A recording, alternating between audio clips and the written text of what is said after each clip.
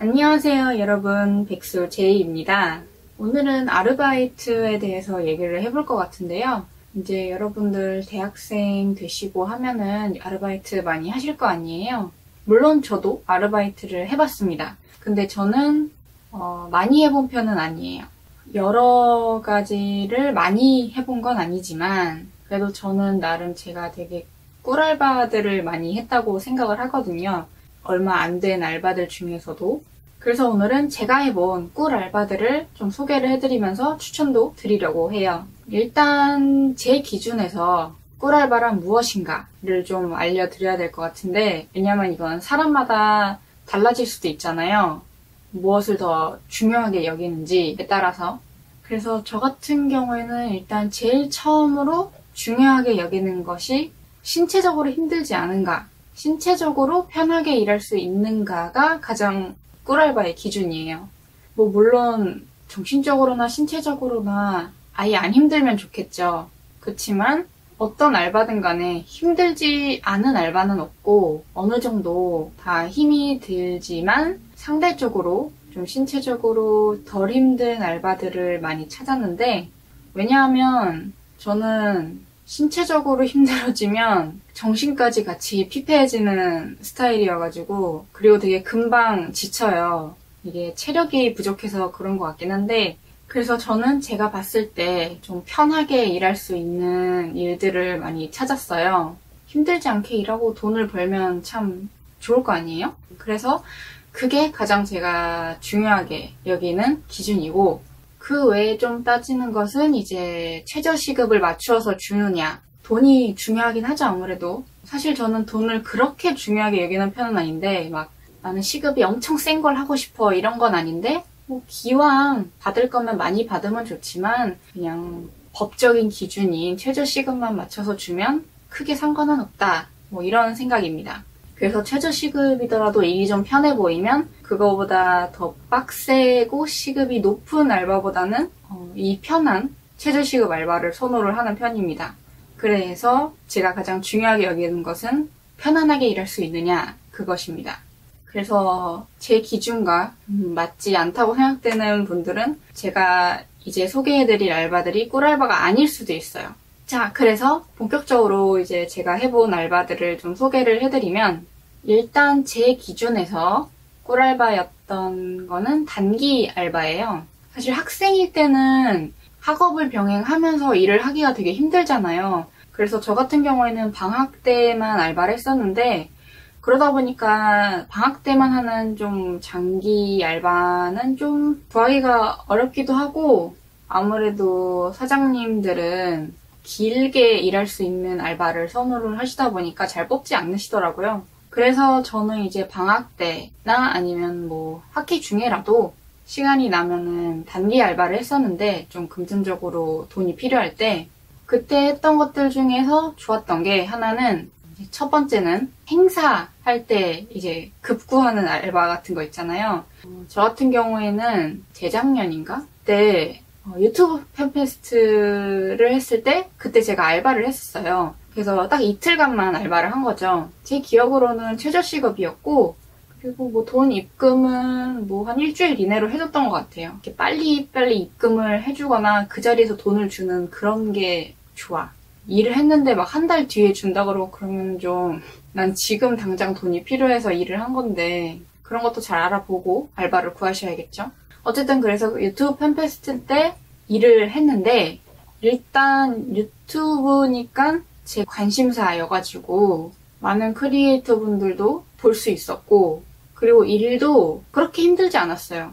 그래서 보는 재미도 있고 그렇게 힘들지도 않게 이틀 동안 즐겁게 일을 했었어요. 그런데 이런 행사 알바나 전시 알바 이런 거 좀 해서 단기간에 일주일 이내로 구하는 그런 알바들은 친구랑 같이 신청을 하시면 좋아요. 저 같은 경우에는 이제 혼자 갔는데, 보통 친구랑 같이 오면은 친구랑 같이 붙여서 일을 시켜주더라고요. 그리고 친구가 있는 사람들부터 우선적으로 배치를 시켜요, 일을. 그래서 친구랑 같이 하시면은 더더욱 좋은 알바고, 그리고 일단 행사나 이런 건 기본적으로 딱히 힘들지는 않은 것 같아요.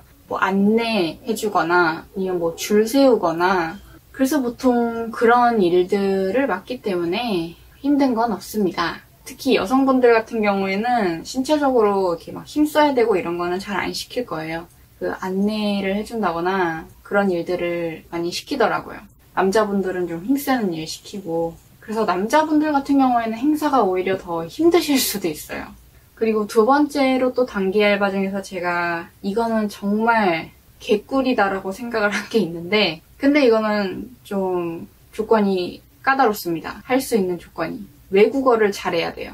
그래서 내가 뭐 제2외국어 중에서 좀 잘하는 게 있다 하시는 분들은 통역 알바를 하시는 걸 추천을 드립니다. 보통 의전 활동이라고도 하는데 이제 외국에서 초청 강사나 이런 거 와서 통역을 해야 되는 사람이 필요할 때 근데 뭐 통역을 한다는 게 뭐 이 사람이 강의하는 걸 통역하는 게 아니고 평소에 이 사람이 강의를 하지 않을 때 뭐 스태프들과 얘기를 해야 된다거나 호텔에서 뭔가를 요구를 해야 되는데 뭐 날더러 대신 통역을 해서 전해달라고 한다거나 이런 일들을 하는 거예요. 약간 비서 같은 역할을 하는 건데 이게 정말 시급이 어마어마합니다. 저 같은 경우에 이틀 정도 일했었는데 하루에 7, 8시간 정도 계속 그 VIP 옆에 붙어서 외국인 옆에 붙어서 계속 있는 건데 그렇다고 뭐 그 VIP가 되게 바쁘게 막 항상 돌아다니는 게 아니거든요. 보통 이렇게 뭐